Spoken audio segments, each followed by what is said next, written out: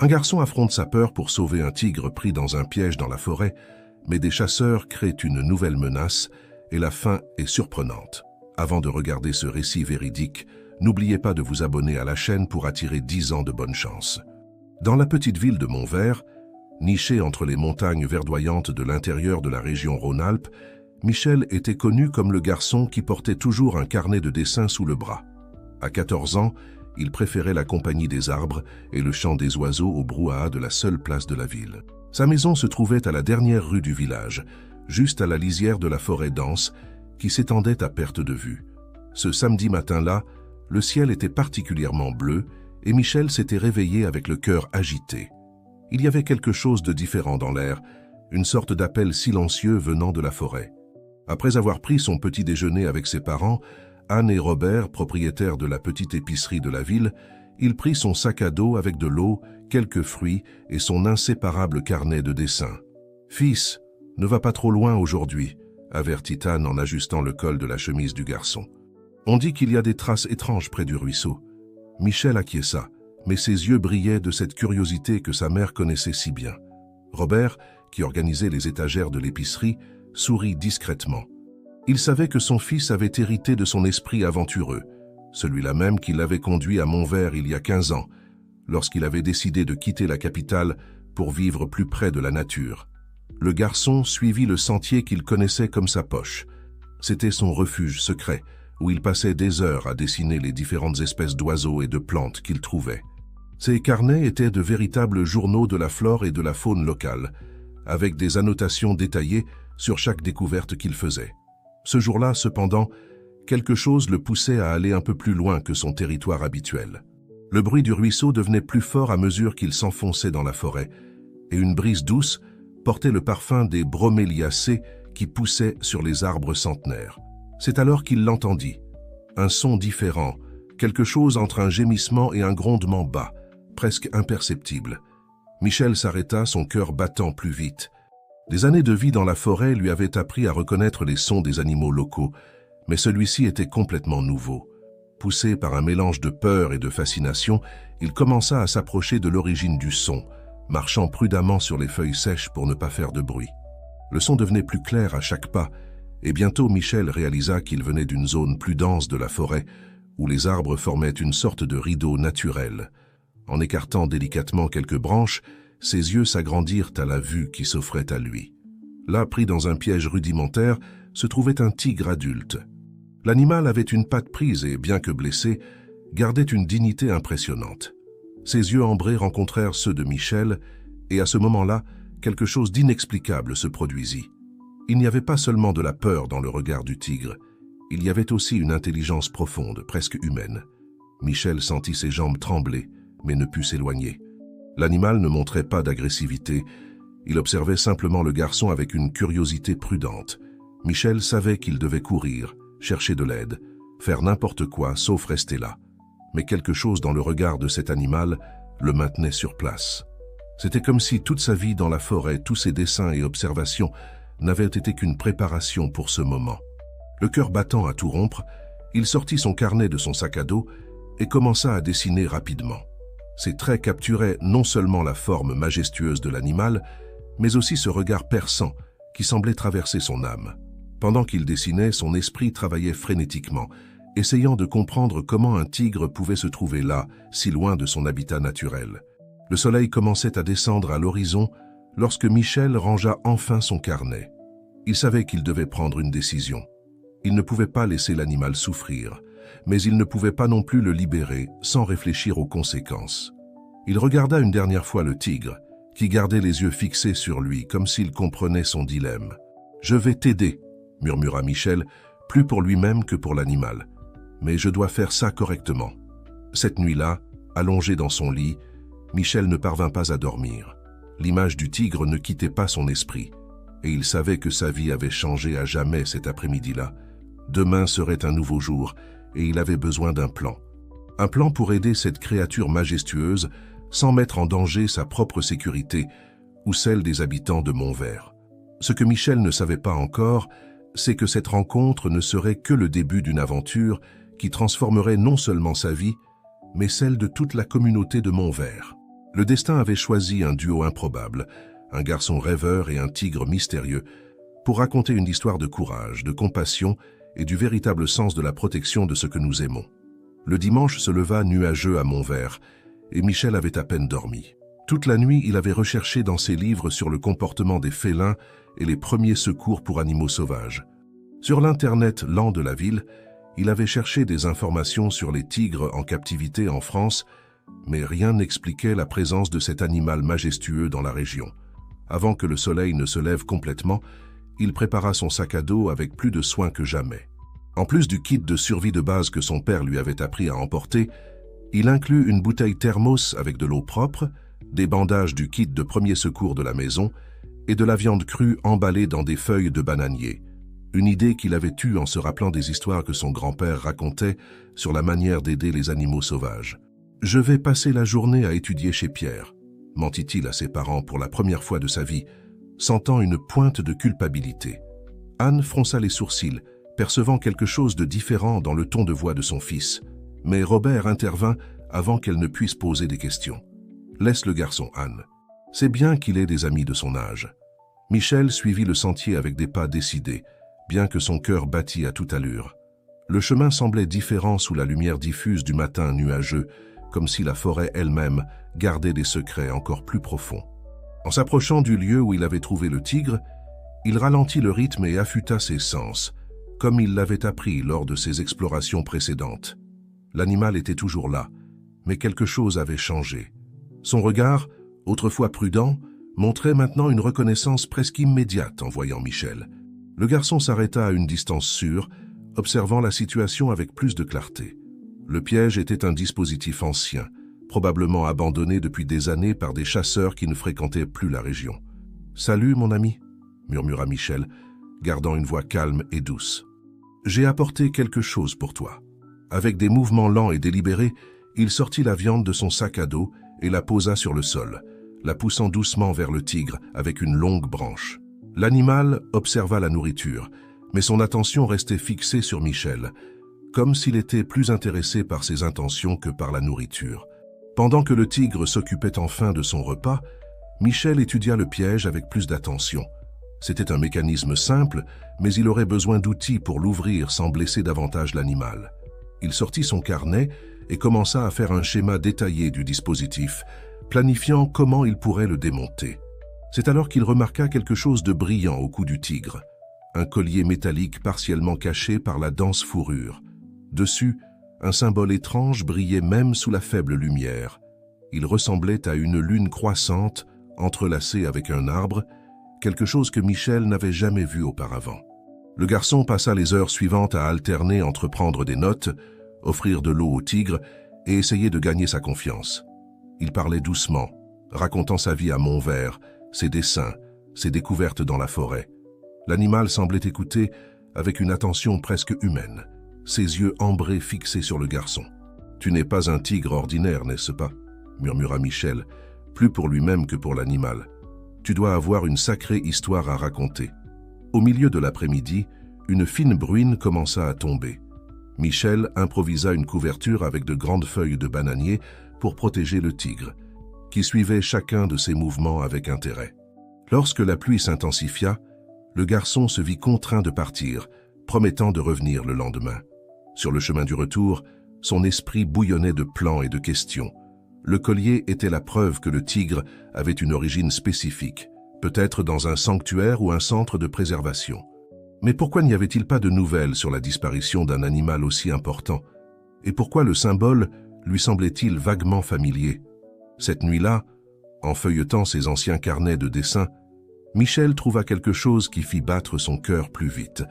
Dans un croquis de 3 ans auparavant, il avait dessiné le même symbole que celui du collier du tigre.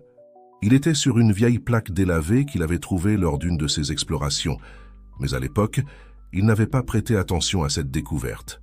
La découverte le laissa inquiet. Il y avait plus de mystère dans cette forêt qu'il ne l'imaginait, et maintenant il était déterminé à les percer.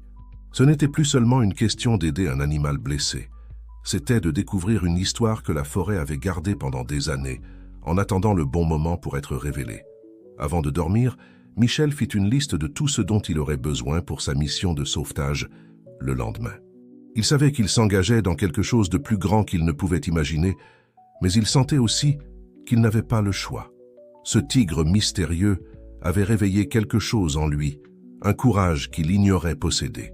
La lune croissante brillait dans le ciel nocturne, curieusement similaire au symbole sur le collier du tigre, comme si l'univers lui-même conspirait pour unir les destins de ce duo improbable d'amis. À Montverte, une nouvelle histoire commençait à se dérouler, silencieuse comme la nuit, mais puissante comme la nature elle-même. Le lundi, Michel alla à l'école la tête dans les nuages. Pendant le cours d'histoire, tandis que la professeure Béatrice parlait de la colonisation de l'intérieur de la France, il esquissait discrètement le symbole du collier du tigre dans son carnet, essayant d'en déchiffrer la signification. C'est alors qu'elle mentionna quelque chose qui captura complètement son attention. Dans les années 1940, plusieurs expéditions scientifiques internationales ont visité notre région, expliqua Béatrice en ajustant ses lunettes. Certaines d'entre elles ont établi des centres de recherche qui ont fonctionné pendant des décennies, étudiant notre faune et notre flore. Michel leva la main si rapidement qu'il renversa sa trousse. « Madame, y a-t-il des archives sur ces centres de recherche ?»« Quel intérêt soudain, Michel !» Béatrice sourit, satisfaite. « À la bibliothèque municipale, il y a quelques documents anciens. Nous avons même des photos d'un centre qui fonctionnait près de Montvert, l'Institut Luna Sylvestre. » Le cœur de Michel s'emballa en entendant ce nom. Luna, lune en espagnol. Serait-ce une coïncidence? Dès que la cloche sonna pour la récréation, il courut à la bibliothèque. La bibliothécaire, Madame Carmen, une dame aux cheveux gris qui avait toujours encouragé son amour des livres, l'aida à localiser un dossier poussiéreux sur l'histoire locale. « Voici, Michel, dit-elle en posant sur la table un vieil album. Ces photos datent de l'inauguration de l'Institut en 1943.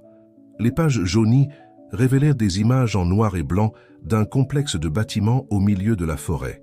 Sur l'une des photos, au-dessus du portail principal, se trouvait le même symbole que Michel avait vu sur le collier du tigre, la lune croissante entrelacée avec un arbre. L'Institut était réputé pour son travail avec les grands félins, expliqua Madame Carmen en ajustant ses lunettes de lecture. On dit qu'il menait des recherches révolutionnaires sur le comportement animal, mais il a fermé mystérieusement dans les années 90, avant même que tu ne naisses. Michel photographia quelques pages avec son téléphone et passa le reste de la journée impatient de retourner dans la forêt. À la sortie de l'école, il retrouva sa meilleure amie, Julie, une fille aux tresses colorées et au regard perspicace qui partageait son amour pour la nature. « Michel, tu es différent », observa-t-elle en marchant à ses côtés. « Il se passe quelque chose que tu ne me dis pas ?» Il hésita. Julie avait toujours été sa confidente dans ses découvertes en forêt, mais cette fois, le secret semblait trop grand. Cependant, en voyant l'inquiétude sincère sur le visage de son ami, il décida de lui faire confiance. « Je dois te montrer quelque chose, murmura-t-il, mais tu dois promettre de garder le secret absolu. » Julie écouta attentivement, tandis que Michel lui racontait les événements des derniers jours. Ses yeux s'écarquillèrent à la mention du tigre, mais elle ne l'interrompit pas. Lorsqu'il eut fini, elle resta silencieuse quelques secondes. « Je viens avec toi, » déclara-t-elle finalement. « Tu ne peux pas faire ça seule, c'est trop dangereux. »« Mais Julie, sans « mais », le coupa-t-elle. « En plus, mon oncle François est vétérinaire. Je peux prendre quelques médicaments et du matériel dans son cabinet sans éveiller de soupçons. » Michel ressentit un immense soulagement, non seulement parce qu'il avait de l'aide, mais aussi parce qu'il partageait le poids de ce secret extraordinaire. Ensemble, ils élaborèrent un plan pour visiter le tigre après l'école, Julie disant à ses parents qu'elle ferait un travail de science avec Michel. Lorsqu'ils arrivèrent à la clairière, le tigre leva la tête, alerte. À la surprise de Michel, l'animal resta calme même en présence de Julie. Elle, de son côté, fut émerveillée par la majesté de la créature. « C'est incroyable », murmura-t-elle en observant le collier. « Regarde, il y a quelque chose de gravé en plus du symbole. » Avec une petite lampe de poche, ils illuminèrent l'arrière de la médaille.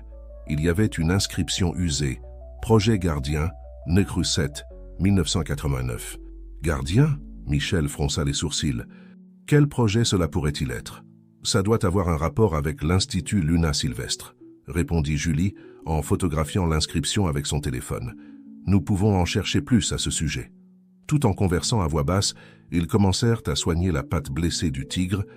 avec les médicaments que Julie avait apportés. L'animal resta étonnamment coopératif, comme s'il comprenait qu'ils étaient là pour l'aider. « Michel, regarde !» Julie pointa quelque chose de brillant entre les feuilles, à quelques mètres de là. C'était une autre médaille, très similaire à celle du tigre, mais couverte de boue et partiellement oxydée. La découverte de cette deuxième médaille ouvrit un nouveau chapitre dans le mystère. Ce n'était pas seulement un tigre perdu. Il y avait une histoire plus grande qui se déroulait là, une histoire qui avait commencé des décennies auparavant avec un institut mystérieux et un projet appelé Gardien. Au crépuscule, alors qu'ils rentraient chez eux, Michel et Julie discutèrent de leurs prochains pas. Ils avaient besoin des outils pour libérer le tigre, découvrir ce que révélaient les coordonnées de la plaque et surtout trouver un moyen de parler avec Elena Santos. « Demain, j'apporterai les outils de mon père », dit Julie. Plus le tigre reste prisonnier, plus il y a de risques que quelqu'un le découvre. Michel acquiesça, mais quelque chose en lui disait que libérer le tigre ne serait que le début. Les découvertes de ce jour suggéraient qu'il y avait beaucoup plus en jeu, une histoire vieille de plusieurs décennies qui, pour une raison quelconque, revenait à la surface maintenant. Le soleil se couchait sur Montvert, peignant le ciel de tons orange et violets. Dans la forêt, un tigre extraordinaire attendait patiemment, gardien de secrets qui commençait lentement à se révéler. Et deux adolescents, unis par le courage et la curiosité, n'avaient aucune idée de combien leur vie allait changer à jamais. Le mercredi, le ciel se leva chargé de nuages sombres. Michel se réveilla avant son réveil, anxieux à propos des plans pour ce jour-là. Julie avait réussi à obtenir les outils nécessaires, les cachant soigneusement dans son sac à dos scolaire. Mais un événement inattendu allait complètement changer le cours de leurs investigations. Pendant le cours de sciences, la directrice entra dans la salle avec une annonce. Hélène Santos s'était proposée pour donner une conférence sur la botanique aux élèves de 3e. Michel et Julie échangèrent des regards surpris. C'était une opportunité unique. L'ancienne scientifique arriva à l'école après la récréation. Malgré son âge avancé, Hélène Santos avait une présence marquante. Ses cheveux blancs étaient attachés en un chignon élégant et ses yeux verts émanaient une profonde sagesse. Elle portait un collier qui attira immédiatement l'attention de Michel, une petite lune croissante en argent. Pendant la conférence sur les plantes médicinales de la région, Michel observa chaque détail du comportement de la scientifique. Lorsqu'elle mentionna l'importance de l'équilibre écologique, ses yeux brillèrent d'une manière spéciale, comme si elle détenait un savoir plus grand qu'elle ne révélait. À la fin de la présentation, alors que les autres élèves quittèrent la salle, Michel rassembla son courage et s'approcha. « Docteur Santos, j'ai un grand intérêt pour la recherche sur la préservation de l'environnement. Pourriez-vous me parler de vos travaux antérieurs ?» Hélène le scruta d'un regard perçant. « Quel type de recherche t'intéresse spécifiquement, jeune homme ?»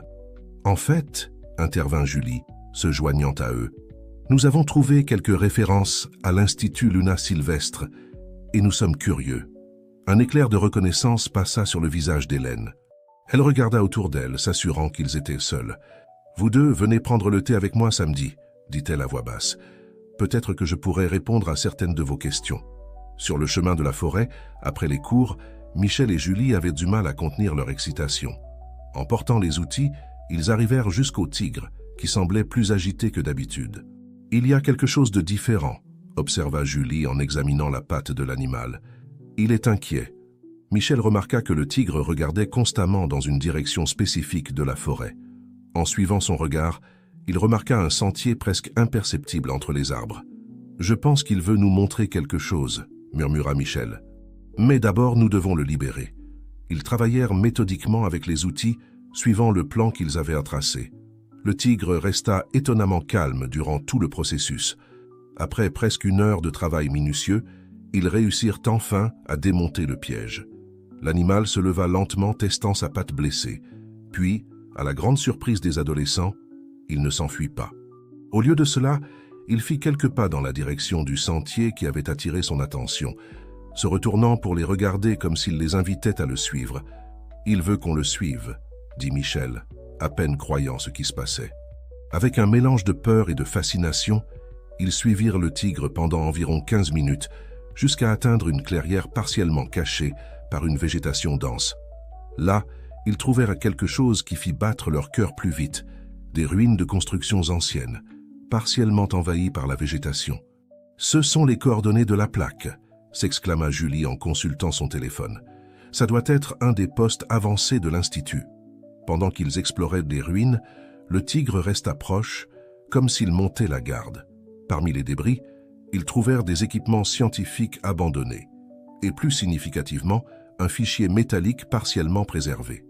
À l'intérieur, ils découvrirent des dossiers sur le projet Gardien.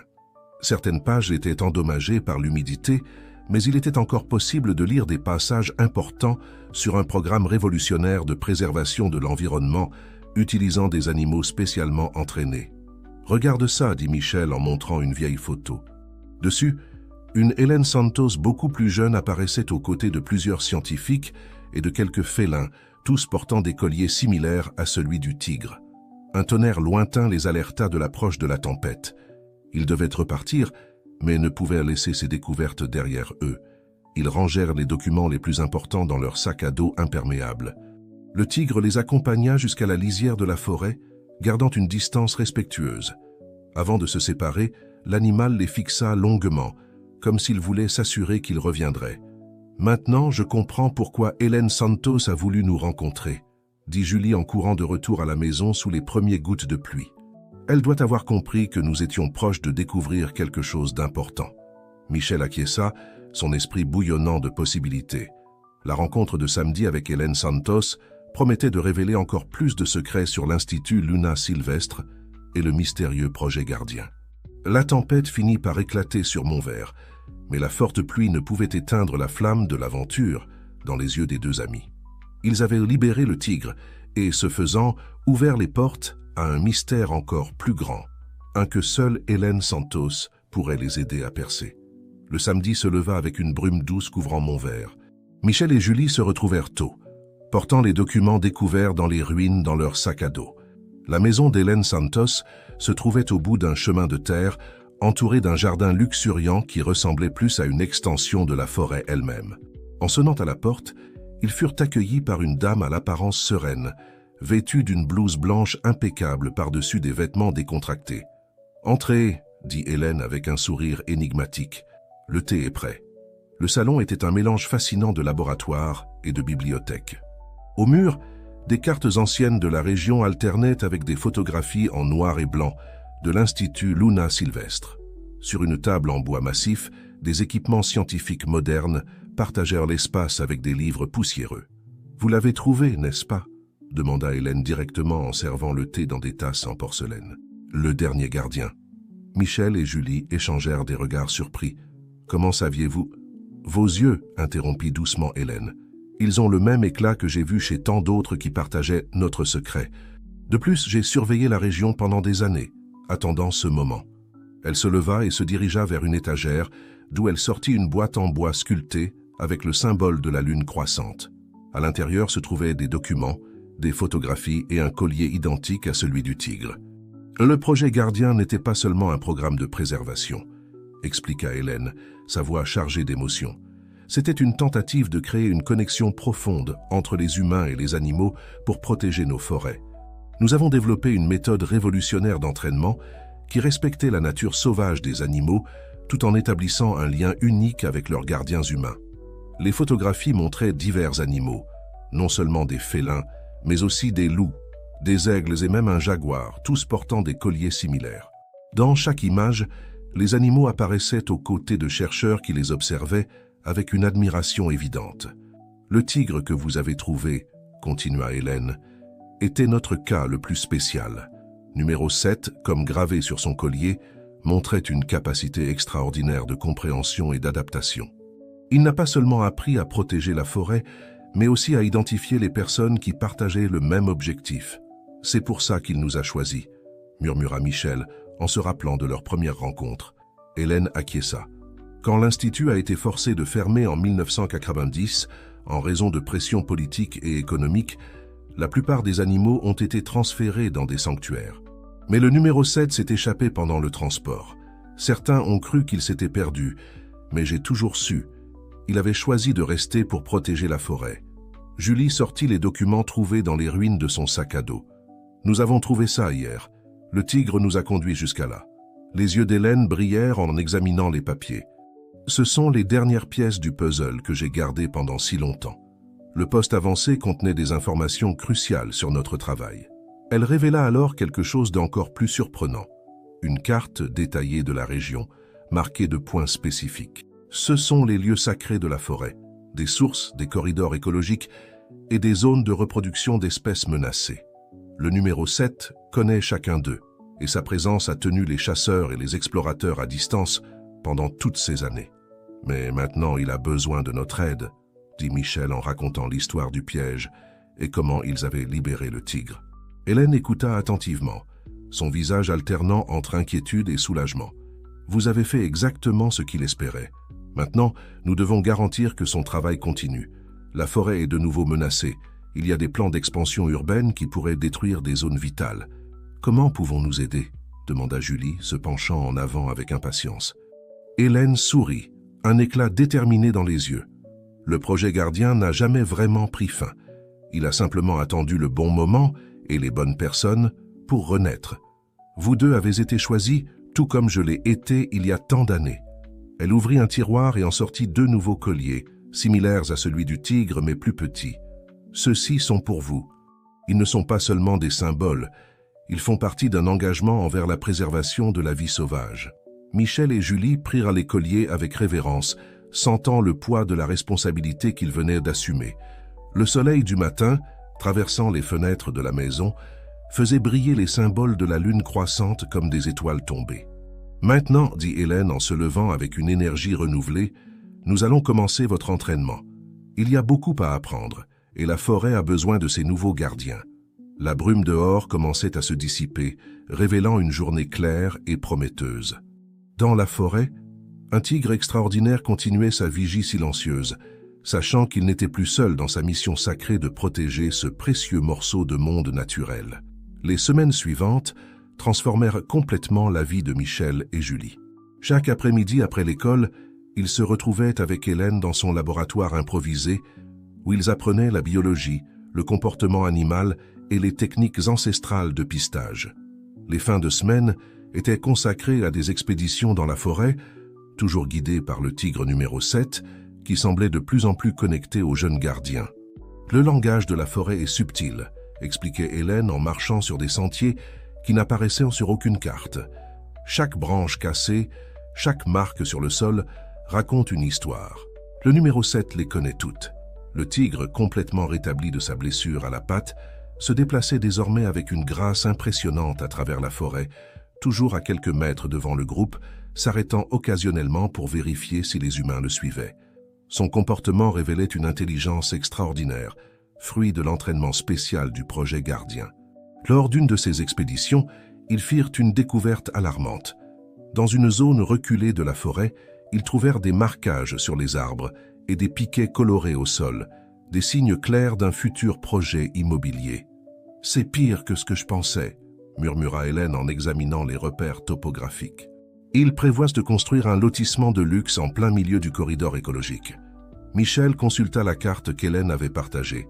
Cette zone est cruciale pour plusieurs espèces. Les animaux l'utilisent pour se déplacer entre différentes parties de la forêt. « Nous devons agir », déclara Julie, son collier de gardienne brillant sous la lumière filtrée par les cimes des arbres. « Mais comment ?» Hélène sourit mystérieusement. Le projet Gardien ne consistait pas seulement à entraîner des animaux.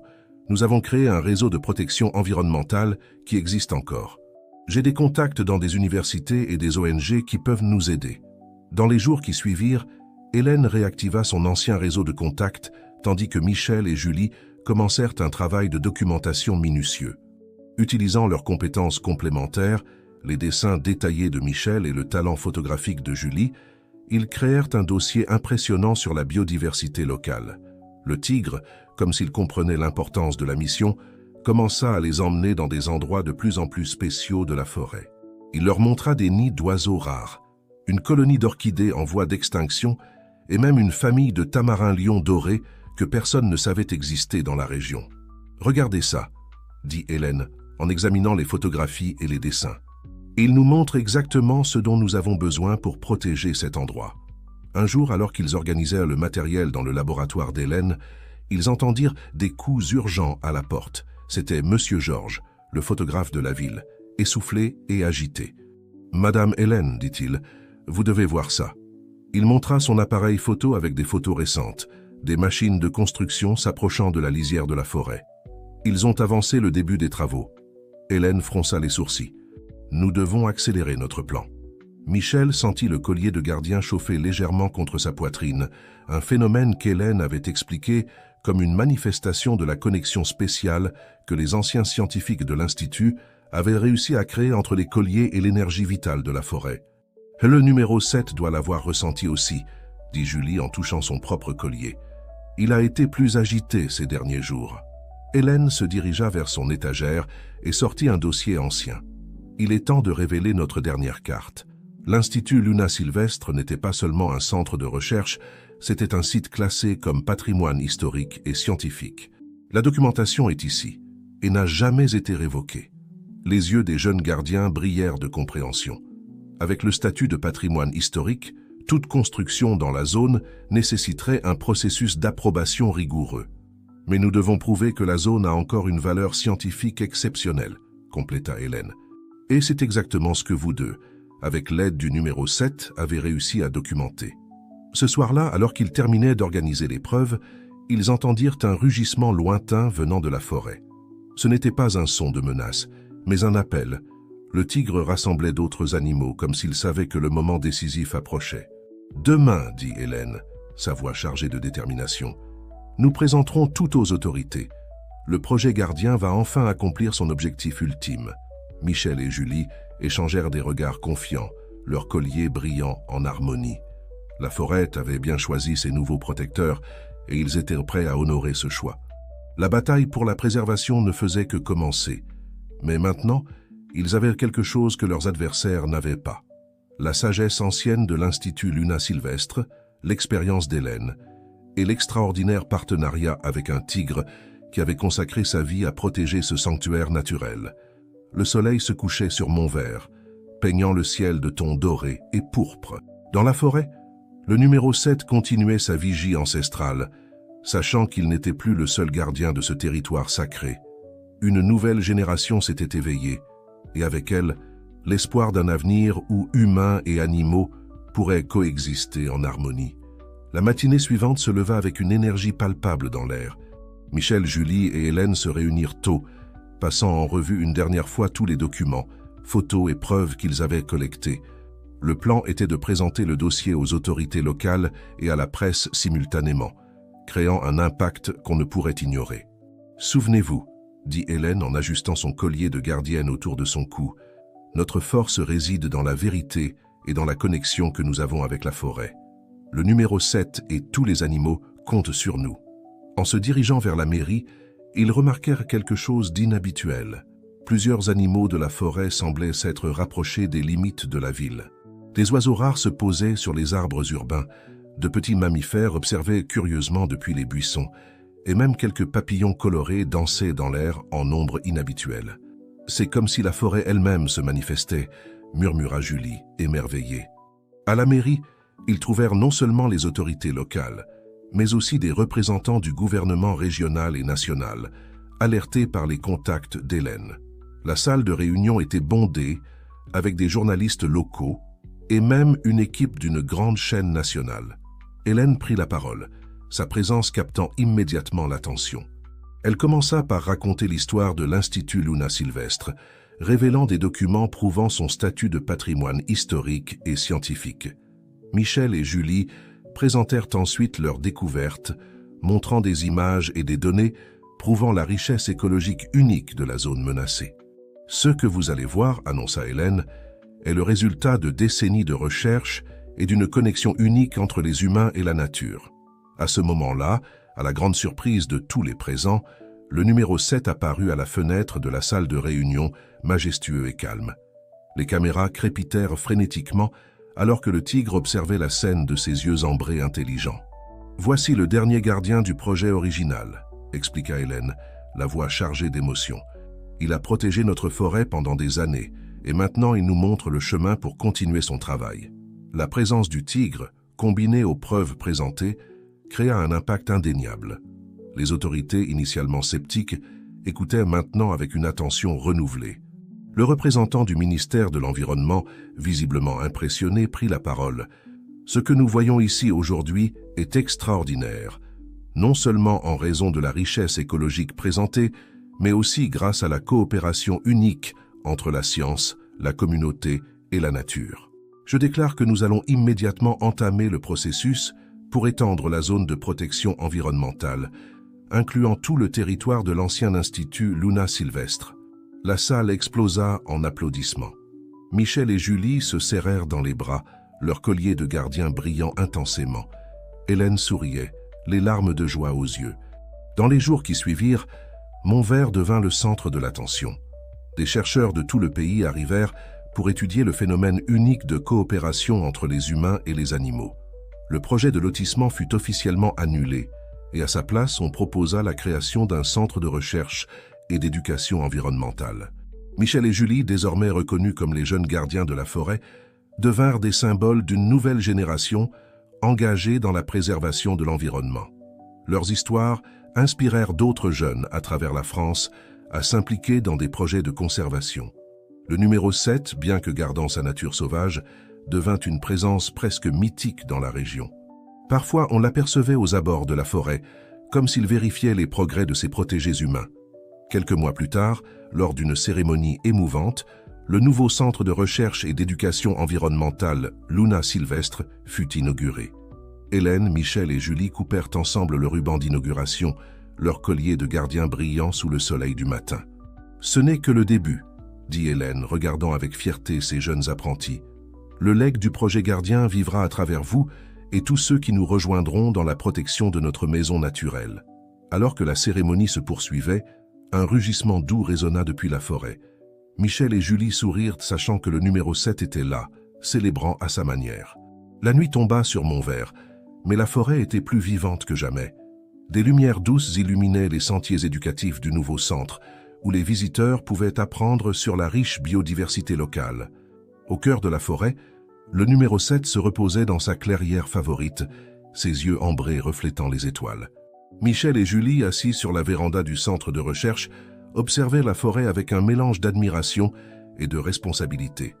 Leur collier de gardien brillait doucement, un rappel constant de l'engagement qu'ils avaient pris. « Tu sais, dit Michel, brisant le silence contemplatif, quand nous avons trouvé le numéro 7 dans ce piège, je n'aurais jamais imaginé que notre vie changerait autant. » Julie sourit en touchant son collier. « C'est comme si la forêt nous avait choisis. Et maintenant, nous avons la chance de rendre l'appareil. » Hélène les rejoignit, apportant un plateau de thé aux herbes de la forêt. « Ce que vous avez fait, c'est réveiller quelque chose qui a toujours été là, » dit-elle, ses yeux brillants de sagesse. « La connexion entre les humains et la nature. C'est ce que le projet gardien a toujours cherché à accomplir. » En savourant le thé, ils planifièrent l'avenir. Il y aurait plus de recherches, plus de jeunes à former, plus de zones à protéger. L'héritage de l'Institut Luna Sylvestre était vivant et en pleine croissance. Dans la forêt, d'autres animaux rejoignirent le numéro 7 dans sa vigie silencieuse. La lutte pour la préservation était loin d'être terminée, mais désormais il y avait de l'espoir. Une nouvelle génération de gardiens était née, prête à relever les défis à venir. Et ainsi, sous le ciel étoilé de Montvert, l'histoire du tigre et de ses jeunes gardiens ne se terminait pas, mais commençait à peine.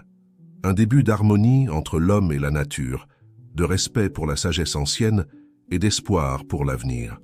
La forêt, dans sa majesté silencieuse, continuait de pulser de vie, ses secrets désormais protégés par ceux qui avaient appris à entendre son appel. La matinée suivante se leva avec une énergie palpable dans l'air. Michel, Julie et Hélène se réunirent tôt, passant en revue une dernière fois tous les documents, photos et preuves qu'ils avaient collectés.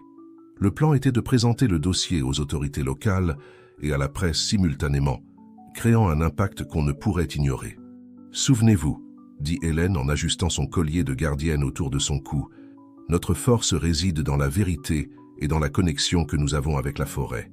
Le numéro 7 et tous les animaux comptent sur nous. » En se dirigeant vers la mairie, ils remarquèrent quelque chose d'inhabituel. Plusieurs animaux de la forêt semblaient s'être rapprochés des limites de la ville. Des oiseaux rares se posaient sur les arbres urbains, de petits mammifères observaient curieusement depuis les buissons, et même quelques papillons colorés dansaient dans l'air en nombre inhabituel. C'est comme si la forêt elle-même se manifestait, murmura Julie, émerveillée. À la mairie, ils trouvèrent non seulement les autorités locales, mais aussi des représentants du gouvernement régional et national, alertés par les contacts d'Hélène. La salle de réunion était bondée, avec des journalistes locaux, et même une équipe d'une grande chaîne nationale. Hélène prit la parole, sa présence captant immédiatement l'attention. Elle commença par raconter l'histoire de l'Institut Luna Sylvestre, révélant des documents prouvant son statut de patrimoine historique et scientifique. Michel et Julie présentèrent ensuite leurs découvertes, montrant des images et des données prouvant la richesse écologique unique de la zone menacée. « Ce que vous allez voir, annonça Hélène, est le résultat de décennies de recherche et d'une connexion unique entre les humains et la nature. » À ce moment-là, à la grande surprise de tous les présents, le numéro 7 apparut à la fenêtre de la salle de réunion, majestueux et calme.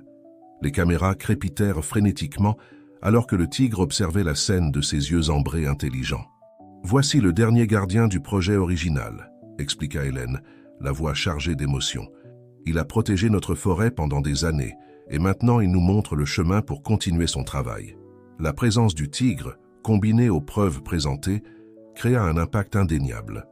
Les autorités, initialement sceptiques, écoutaient maintenant avec une attention renouvelée. Le représentant du ministère de l'Environnement, visiblement impressionné, prit la parole. « Ce que nous voyons ici aujourd'hui est extraordinaire, non seulement en raison de la richesse écologique présentée, mais aussi grâce à la coopération unique entre la science, la communauté et la nature. Je déclare que nous allons immédiatement entamer le processus pour étendre la zone de protection environnementale, incluant tout le territoire de l'ancien institut Luna Sylvestre. » La salle explosa en applaudissements. Michel et Julie se serrèrent dans les bras, leurs colliers de gardien brillant intensément. Hélène souriait, les larmes de joie aux yeux. Dans les jours qui suivirent, Montvert devint le centre de l'attention. Des chercheurs de tout le pays arrivèrent pour étudier le phénomène unique de coopération entre les humains et les animaux. Le projet de lotissement fut officiellement annulé, et à sa place, on proposa la création d'un centre de recherche et d'éducation environnementale. Michel et Julie, désormais reconnus comme les jeunes gardiens de la forêt, devinrent des symboles d'une nouvelle génération engagée dans la préservation de l'environnement. Leurs histoires inspirèrent d'autres jeunes à travers la France à s'impliquer dans des projets de conservation. Le numéro 7, bien que gardant sa nature sauvage, devint une présence presque mythique dans la région.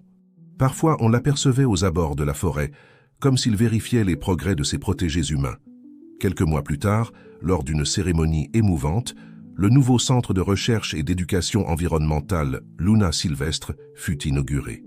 Hélène, Michel et Julie coupèrent ensemble le ruban d'inauguration, leur collier de gardien brillant sous le soleil du matin. « Ce n'est que le début », dit Hélène, regardant avec fierté ses jeunes apprentis. « Le legs du projet gardien vivra à travers vous et tous ceux qui nous rejoindront dans la protection de notre maison naturelle. » Alors que la cérémonie se poursuivait, un rugissement doux résonna depuis la forêt. Michel et Julie sourirent, sachant que le numéro 7 était là, célébrant à sa manière. La nuit tomba sur Montvert, mais la forêt était plus vivante que jamais. Des lumières douces illuminaient les sentiers éducatifs du nouveau centre, où les visiteurs pouvaient apprendre sur la riche biodiversité locale. Au cœur de la forêt, le numéro 7 se reposait dans sa clairière favorite, ses yeux ambrés reflétant les étoiles. Michel et Julie, assis sur la véranda du centre de recherche, observaient la forêt avec un mélange d'admiration et de responsabilité. Leur collier de gardien brillait doucement, un rappel constant de l'engagement qu'ils avaient pris. « Tu sais, dit Michel, brisant le silence contemplatif, quand nous avons trouvé le numéro 7 dans ce piège, je n'aurais jamais imaginé que notre vie changerait autant. » Julie sourit en touchant son collier. « C'est comme si la forêt nous avait choisis. Et maintenant, nous avons la chance de rendre l'appareil. » Hélène les rejoignit, apportant un plateau de thé aux herbes de la forêt. « Ce que vous avez fait, c'est réveiller quelque chose qui a toujours été là, » dit-elle, ses yeux brillants de sagesse. « La connexion entre les humains et la nature. C'est ce que le projet gardien a toujours cherché à accomplir. » En savourant le thé, ils planifièrent l'avenir. Il y aurait plus de recherches, plus de jeunes à former, plus de zones à protéger. L'héritage de l'Institut Luna Sylvestre était vivant et en pleine croissance. Dans la forêt, d'autres animaux rejoignirent le numéro 7 dans sa vigie silencieuse. La lutte pour la préservation était loin d'être terminée. Mais désormais, il y avait de l'espoir. Une nouvelle génération de gardiens était née, prête à relever les défis à venir. Et ainsi, sous le ciel étoilé de Montvert, l'histoire du tigre et de ses jeunes gardiens ne se terminait pas, mais commençait à peine. Un début d'harmonie entre l'homme et la nature, de respect pour la sagesse ancienne et d'espoir pour l'avenir. La forêt, dans sa majesté silencieuse, continuait de pulser de vie, ses secrets désormais protégés par ceux qui avaient appris à entendre son appel.